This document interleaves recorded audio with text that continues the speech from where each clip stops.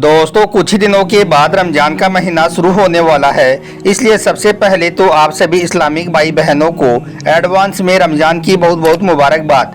आपका दिल करे तो आप भी हमें कमेंट बॉक्स में रमजान की मुबारकबाद लिख सकते हैं।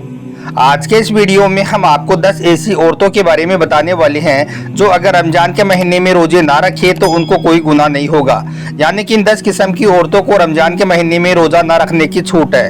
इसलिए आज का हमारा यह वीडियो आप सभी के लिए बहुत खास है। अगर आप इन 10 किस्म की औरतों के बारे में जानना चाहते हो तो आप हमारे इस वीडियो को आखिर तक जरूर देखें और मेहरबानी करके इसे शेयर भी कर दें ताकि रमजान से पहले यह वीडियो हमारी और भी इस्लामिक माँ बहनों के पास में पहुंच जाए। तो चलिए दोस्तों शुरू करते हैं। दोस्तों सबसे पहले तो याद रखें कि रोजे की फर्जियत की 3 शर्तें हैं: इस्लाम, बालिग और होशो हवास और आकिल यानी कि बालिग होना। इसका मतलब ये है कि हर वो मुसलमान मर्द और औरत जो बालिग हो और अपने होशो हवास में हो, यानी कि जो पागल और दीवाना ना हो, ऐसे तमाम मुसलमान मर्द और औरतों पर रमजान के रोजे फर्ज हैं। यानी कि उनके लिए रमजान के महीने के पूरे रोजे रखने जरूरी हैं। और जो कोई इनकी फर्जियत का इनकार करता है तो वो काफिर है और बिना वजह रोजे छोड़ने वाला मर्द हो या औरत सख्त गुनहगार भी होगा।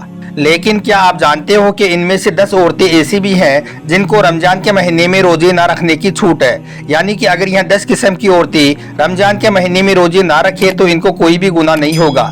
मतलब कि यह 10 औरतें रमजान के महीने में रोजे छोड़ सकती हैं। नंबर 1, हामिला औरत यानी कि प्रेग्नेंट औरत।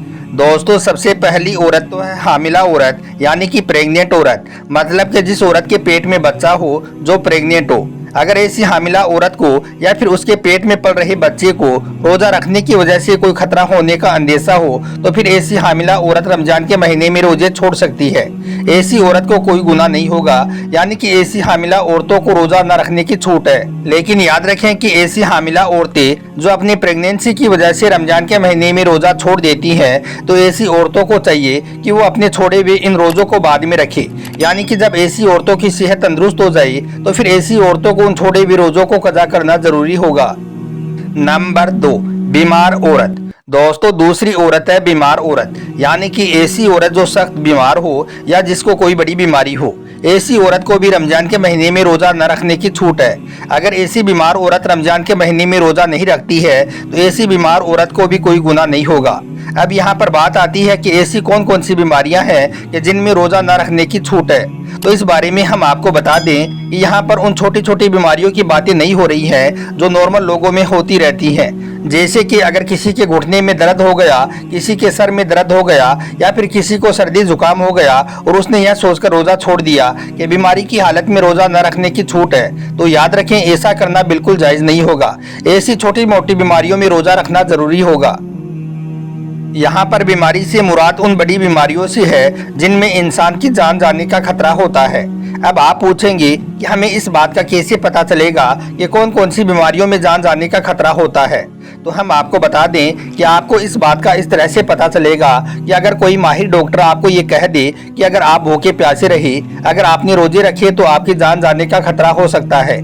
या फिर अगर कोई माहिर डॉक्टर यह कह दे कि अगर आपने रोजा रखा तो आपकी यह बीमारी दूर नहीं होगी बल्कि आपका यह मर्ज और ज्यादा बढ़ जाएगा, तो ऐसी सूरत में रमजान के महीने में रोजा छोड़ना जायज है।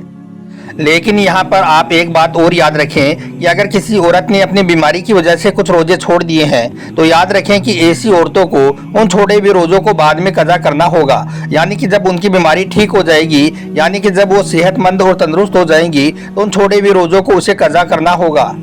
अब अगर किसी औरत की बीमारी ऐसी है कि फिर कभी उसकी वो बीमारी ठीक नहीं हो रही है और उसका आखिरी वक्त करीब आ गया है, तो अब ऐसे में वो औरत अपने घर वालों को यह वसीयत करे कि मेरे इतने इतने रोजे छूट गए हैं, वो उनका फिदिया अदा कर दे।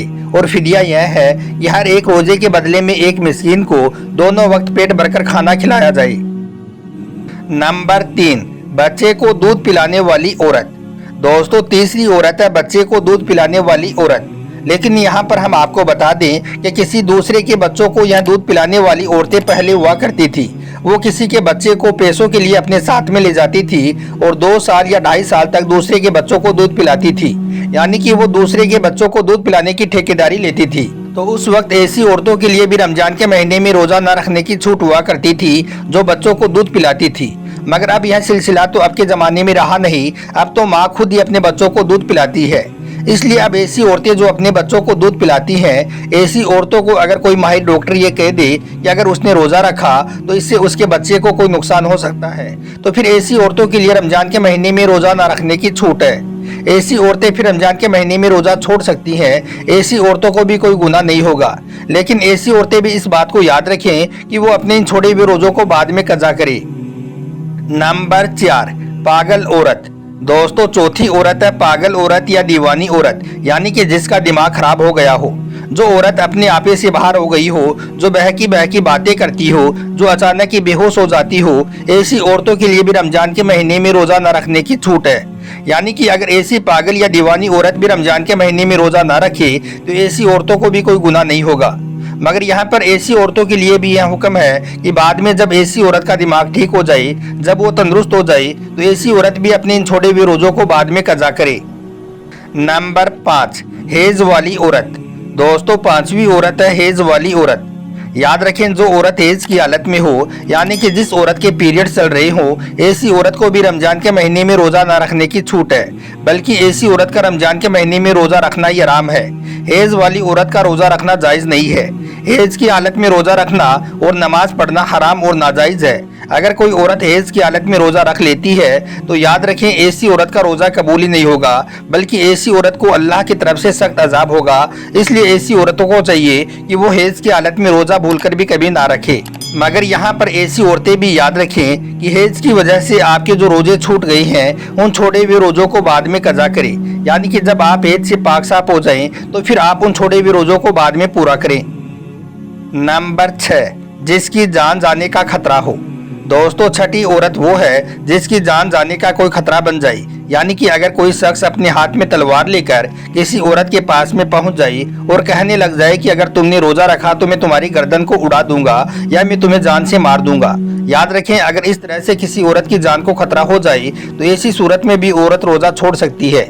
यानी कि जब किसी औरत के सामने ऐसी सूरत पैदा हो जाए तो ऐसी औरत को भी रोजा न रखने की छूट है। यानी कि ऐसी औरत के लिए भी रोजा न रखना जायज है।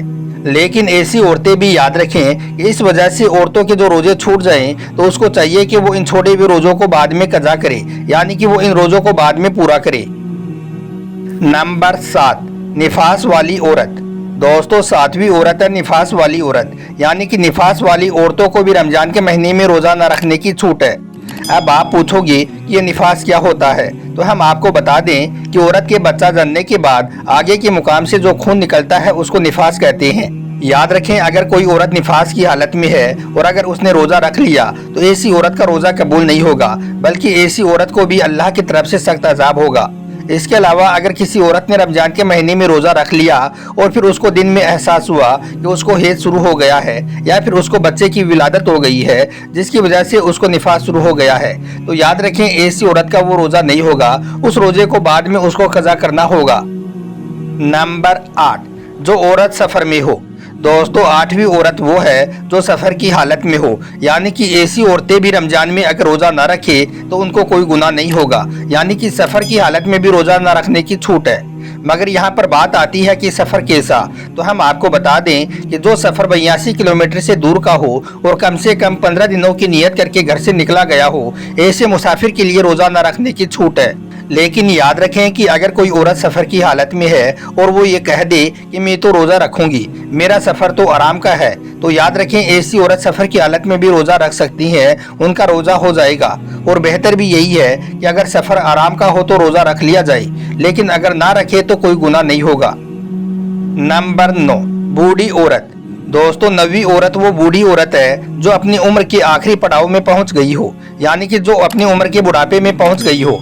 अगर कोई औरत इतनी ज़्यादा बूढ़ी हो गई हो कि वो अपने बुढ़ापे की वजह से अपनी जगह से उठ भी नहीं पाती हो या बैठ भी नहीं सकती हो, या फिर अगर कोई औरत अपने बुढ़ापे की वजह से इतनी ज़्यादा कमज़ोर हो गई हो कि उसमें रोज़ा ना रखने की बिल्कुल भी ताकत ना बची हो, तो ऐसी बूढ़ी औरत भी अगर रमजान के महीने में रोज़ा ना रखे तो उसको कोई गुनाह नहीं होगा।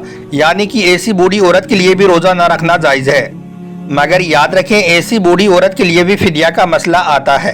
अगर ऐसी बूढ़ी औरत में फिर से कभी ताकत आ जाए, यानी कि वो फिर कभी तंदुरुस्त हो जाए, तो उसको चाहिए कि वो अपने छोड़े हुए इन रोज़ों को बाद में कज़ा करे। लेकिन अगर कोई औरत अपने बुढ़ापे की वजह से इतनी ज़्यादा कमज़ोर हो गई हो कि बाद में उसके ठीक होने की कोई उम्मीद ना बची हो, तो फिर उसके लिए रोज़े माफ़ है। लेकिन उसको हर एक रोजे के बदले में फिदिया अदा करना होगा। और फिदिया ये है कि हर एक रोजे के बदले में उसे किसी मिस्कीन को दोनों वक्त पेट भरकर खाना खिलाना होगा। और नंबर 10, नाबालिग बच्ची। दोस्तों, जैसा कि आप सभी को मालूम है कि रोजा हर उस इंसान पर फर्ज है जो आकिल और बालिग हो। इसका मतलब यह है कि रोजा नाबालिग पर फर्ज नहीं है। अगर कोई बच्चा या बच्ची नाबालिग है तो उनको रमजान के महीने में रोजा न रखने की छूट है, उनको कोई गुनाह नहीं होगा। लेकिन अगर कोई बच्चा या बच्ची अपने 10 साल की उम्र को पहुंच जाए और उसमें रोजा रखने की ताकत आ जाए तो उसे चाहिए कि वो रोजा रखना शुरू कर दे।